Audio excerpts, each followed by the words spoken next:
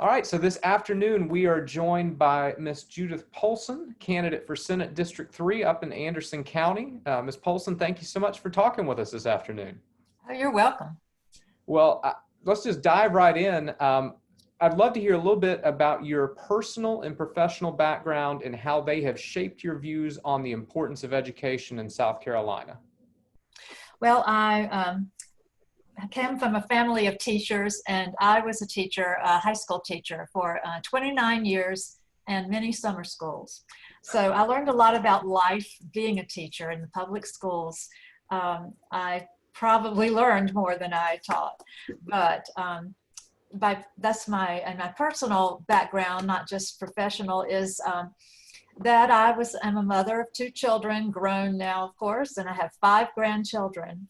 I've been active in the church, United Methodist Women, and active in politics. I've always been interested in social justice, and I loved, bringing that up in class. I taught English, but, English and history are very closely related, and so I have a long history of being interested in politics, but this is my first run for office. And I just found out no one was opposing my opponent.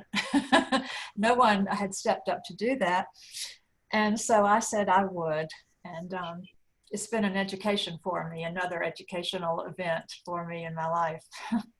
Well, as a high school government teacher, I love getting involved in politics, and I agree completely about the fusion between English and social studies. So I'm excited we're having the English, social studies, humanities conversation this afternoon.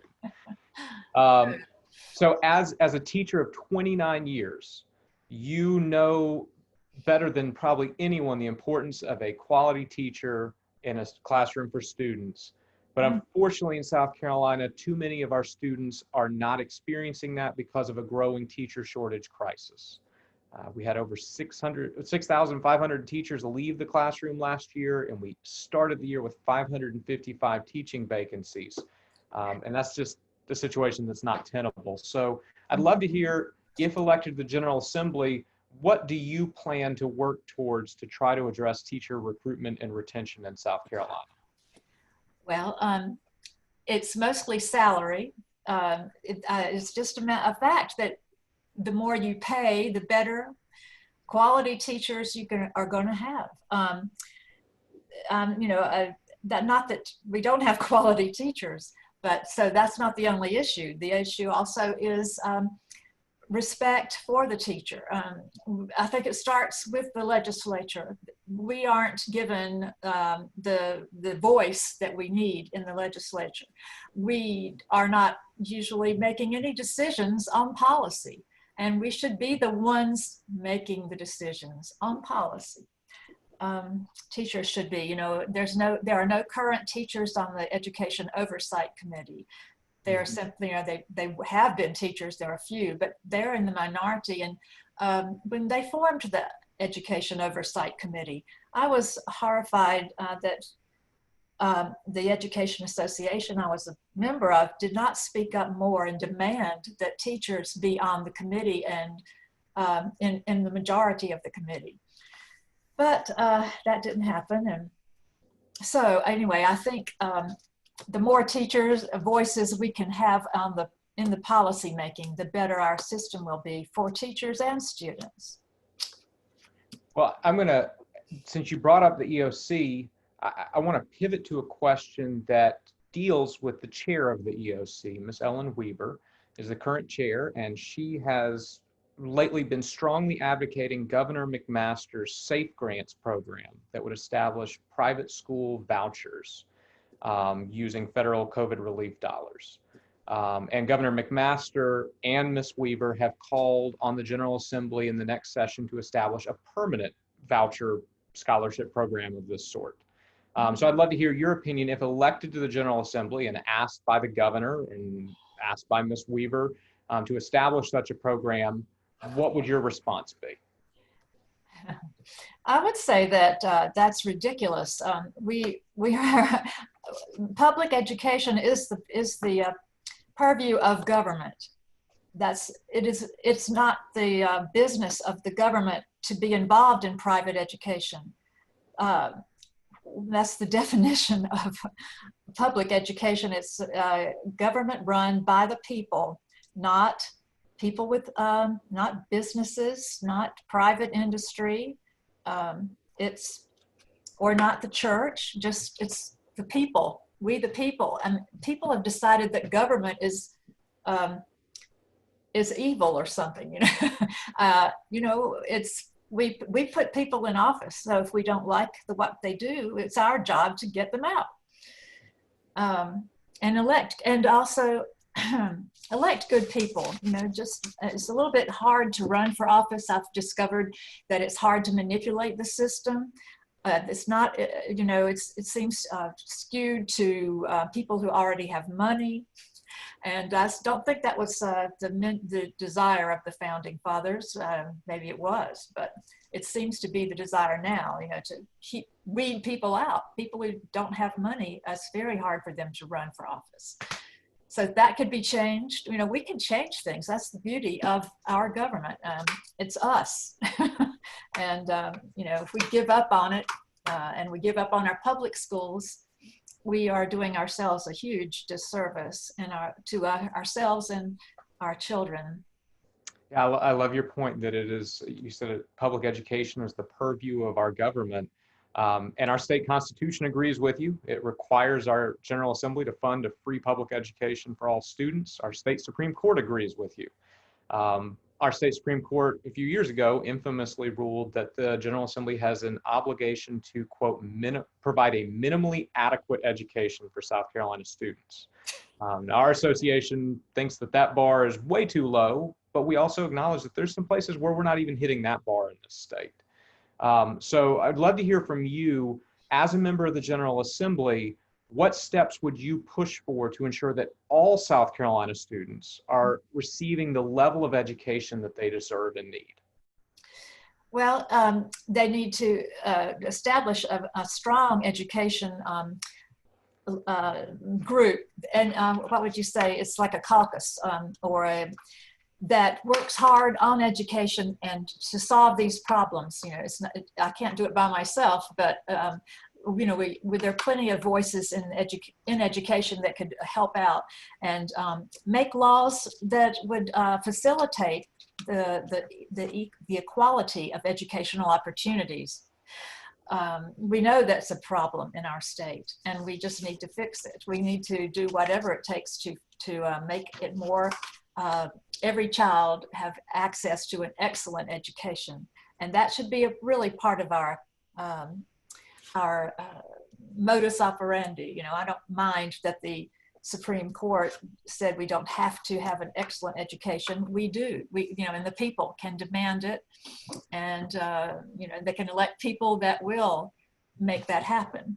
And again, it is also about salaries. It is that's people that don't teach in a city don't have as big a salaries usually, and so that needs to stop. We need to just treat people with equality across the board. Okay. So over the last 2 years, the General Assembly has wrestled with quote unquote educational reform. The House last session passed a bill to reform education. The Senate didn't. This year, the Senate passed a bill, and to date, the House has not. So it's likely that this concept of educational reform will continue to be on the House and Senate agenda moving into next year. In your view, what are the core issues that any discussion around educational reform in South Carolina should focus on? The salaries and the teacher respect, equal access to quality education. So that does mean the broadband being accessible to all. It has to move with the times. What was good 20 years ago isn't good today, and what was good 10 years ago. So it has to be a viable, movable, and responsive to the world as it is, to make education what it could be in South Carolina. And another thing we need to do is elect people that will do that are not businessmen, not lawyers, although we need those people, but we have a preponderance of those. And I think we need more people that are for the people, for education. And that's the way you help people, is to give them that education or help them get it. You know, you can't give it to them, but you are supposed to be there to help them get their education they need. And hopefully you can help them want this education. Sometimes it was hard for English teachers. I thought, if I only taught something they were really interested in. But of course, you can get them interested in education. You can, Sure. it's just a talent you have to work on sometimes. Sure. I will give my high school English teachers credit for finding the books that spark my interest. But you're right, there's an art to it, and that's why it's important that our state support great teachers, so that we can have those artists in the classroom that can find the way to engage students. So we've covered a lot of ground. I want to make sure to cover everything that you want to address, though. So is there anything that we haven't addressed, or anything that you definitely want to make sure our members know about you, that you'd like to make sure to cover? Well, I'm just a real proponent of justice. What is right? That's what I've kind of lived for. I do think about other people as much as I do think of myself. Actually, I think about justice for people, for the Black lives, for the immigrant, for the LGBTQ, for women who are treated as lesser, for the violence that is prevalent in our society. I am interested in making everything better all along, with the health care, with the violence, with the police not doing their job. We have some great police officers, just like we have some great teachers, but they need more money and they need more training and less militarization. I hate that the police have had to become like that, but it's because of the automatic weapons that are okay for anybody to have. That's wrong. That's for the military. That is for killing people, and which I hate about the military as well. I'd rather the military be more of peacemakers. So that's what I would like, the people to know about me, that I really have the good of people at heart. And I was a mentor for 2 boys after I quit teaching. I stopped teaching. And so I learned a lot about how hard it is for our children. They're in the poverty they're in. So that translates into better jobs for people, and better education. This is quite a web of influences that make a difference in the lives of our community.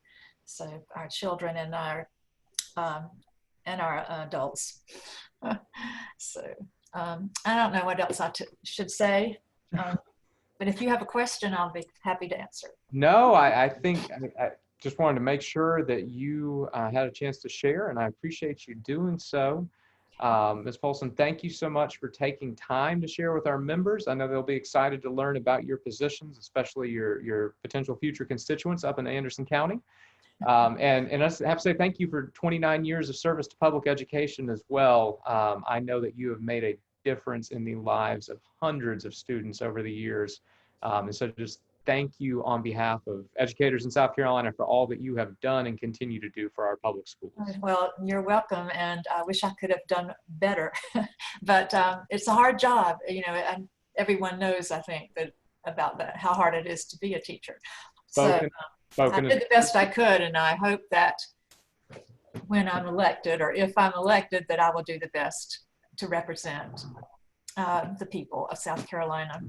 Well, I think that is spoken as a true teacher that's always looking to improve their craft. And we are grateful for your continued desire to improve the state of South Carolina as well. Well, I appreciate that. Yes, ma'am. Well, thank you for your time and for your service to our state. And we wish you all the best this fall. Oh, I appreciate that very much. And thank you for the opportunity to talk to you. Yes, ma'am. Take care.